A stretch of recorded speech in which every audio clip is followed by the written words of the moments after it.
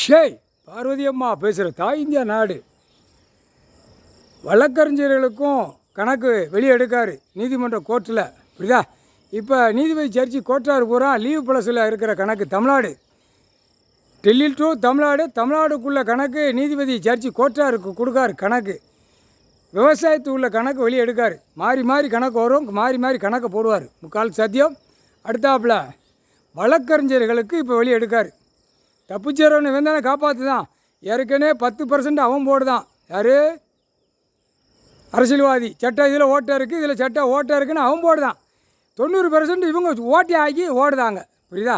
இப்போ கைலாசத்தில் வழக்கறிஞர் 1.4 ஏக்கர் எழுதின வழக்கறிஞர் வாரான் உள்ள வந்து, இடம் எங்கே கிடக்கு, எப்படி கிடக்கு, எப்படி ஆடுது, எப்படி கைலாசத்தில் பெரட்டி கிடக்கா, இல்லை உள்ளே கிடக்கா, இல்லை சொருகி கிடக்கான்னு பார்க்க வாரான், புரியுதா? புரிஞ்சுக்கப்பா. எதிர் மனுதார் வழக்கறிஞர்கள். அப்போ நீதி நியாயம் தர்மம் வெளியில் நிற்கார், திராசை பிடிச்சி நிற்கார். அப்போ அவனுக்கு கண்ணு தெரியலையா? உச்சியில் உட்காந்துருக்காரு, அவனுக்கு கண்ணு தெரியலையா? அதுக்கு தான் வழக்கறிஞரை வெளியே எடுக்கார். தப்பு செஞ்சு நீ உள்ளே வந்துட்ட, அப்போ தப்பு கணக்கு உனக்கு எடுக்கணும்ல. நல்லா புரிஞ்சுக்கப்பா. கோட்டாறு புறம் புரிஞ்சுக்கோ. கோட்டாறு புறம் காலையில் எந்திரிச்சு நின்று, கடவுளே தீர்ப்பு எப்படி போட, எப்படி இது ஆடுதானே அப்படி உங்கள் மனசில் வச்சுட்டு நீங்கள் கும்பிட்டு கேட்கிய. யார் கேட்கா? கோட்டார் நீதிபதி ஜட்ஜி ஆணும் பெண்ணும். டெல்லி டு தமிழ்நாடு, தமிழ்நாடு டு டெல்லி, 2 கணக்கு தரப்புள்ளக்குள்ளே கேள்வி கேட்கிய, கடவுள்கிட்ட கேட்கிய. அப்போ இந்த கடவுள் தான் பார்க்கணும். மாற்றி மாற்றினா கீழே வழக்கு ஆடுதவன் வெட்டும் குத்தும் போகிற கேஸு அதுவும் செட்டு வச்சுருப்பான். வழக்கறிஞரை கொல்றதுக்கு போடுறதுக்கு வாரதுக்கு அனைத்து உள்ளே வச்சுருக்கான். இதெல்லாம் தப்பு. எதுக்கு? மானிட பிறவி மாதிரி கிடக்கும். இதே சோழியாக அலையுதான், புரியுதா? அதனால தான் எதிர் மனுதார் உள்ளே வாரான். அதான் ஏம்மா கேட்கான்ல, இந்த நிற்காரு அது யார் யாருன்னு அவன் கேட்கான். வழக்கறிஞர் தெரியலையா? சுத்தமாக தூயமாக இடம் பிடிச்சி நிற்காரு. அப்போ நீதிமன்றமாக நிற்காரு. அவனுக்கு தெரியல. அவனுக்கு என்ன தெரியும்? விவசாயம் பண்ணுறவன் போய் வழக்கறிஞர் இருந்தால் விளங்குமா? விவசாயம் பார்க்குறவன் போய் வழக்கறிஞர் பூரா இடத்துக்கு சம்மந்தப்பட்ட போய் கையெழுத்து போட்டால் விளங்குமா? அதிகாரி பூரா விவசாயம் பண்ணி சாப்பிட்றவன் போய் உட்காந்து கையெழுத்து போட்டானா விளங்குமா? அதான் அரசியல்வாதி நியமிக்கான். இந்த பேரை பூரா விளங்காத விவசாயம் பார்க்குற விளங்காமல் இவனை ஆக்கி விளங்காமல் சாப்பிடட்டும், விளங்காமல் பேப்பர் விட்டு அவன் பொண்டாட்டி பிள்ளை நக்கட்டும்னு விடுதான்.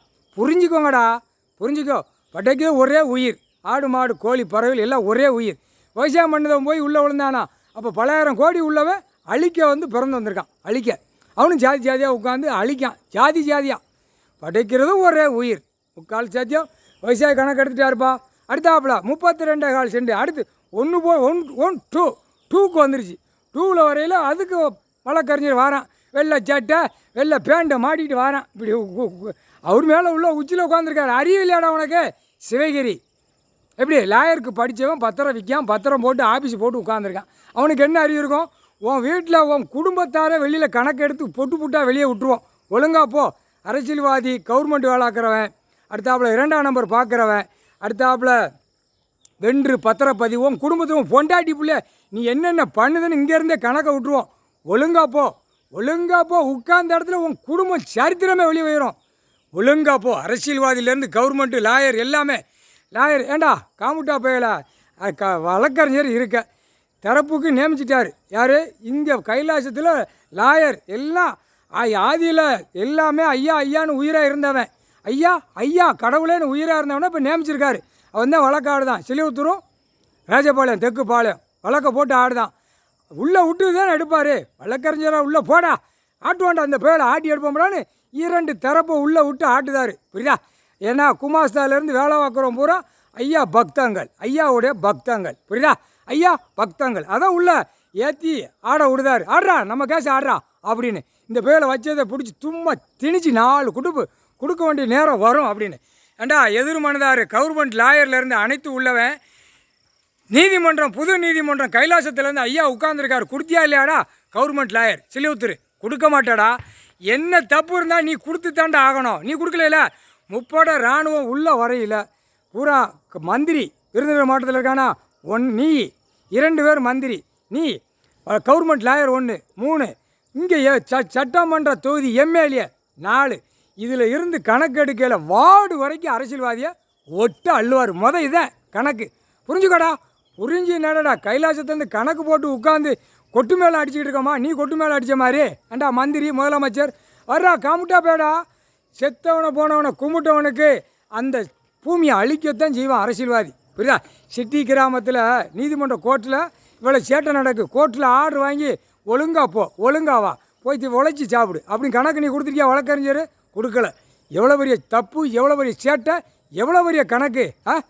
இருடா அப்படின்ட்டு இருக்காரு. இரு இப்போ ஒவ்வொரு நாடாக கீழே இறக்கையில் அப்படியே அலற விடும் இடி. இந்த சித்திரை மாதம் முழுக்க இடி தாக்கும், இடி மின்னல் இறக்குவார், மழை பொழியும், அடிச்சு நொறுக்குவார். முக்கால் சத்தியம் புரிஞ்சுக்கோங்கடா. சித்திரை மாதம் பூரா மானிட பிறவிக்கு அழிவு நேரம். பறவைகள், விலங்குகள், புழு பூச்சி வரைக்கும் சுதந்திர நாள், சுதந்திரமாக இருக்கும். முக்கால்